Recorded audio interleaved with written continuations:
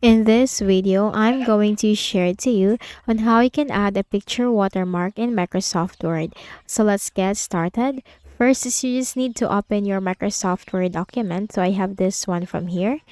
Now once you have opened your document, just simply look at the ribbon at the top and we can find all these tabs. Now we need to simply click on the Design tab.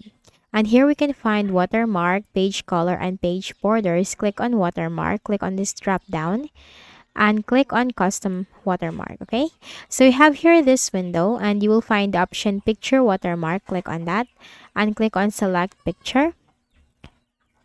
Click on from a file.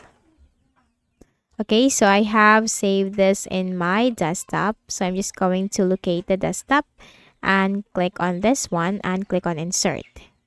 Okay, now if I'm going to click on apply,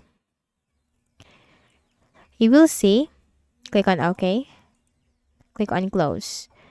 You will see that there is a picture watermark, but it is not clear. Okay, so it looks like there is no watermark or picture watermark because it is not clear. So how can you make this clear? So if you want just like this, you can do with this, or you can just go with this. But if you want to make your picture watermark visible, go back to watermark and then click on custom watermark, and you have here this washout. Simply uncheck it and click on apply. Okay, and close this.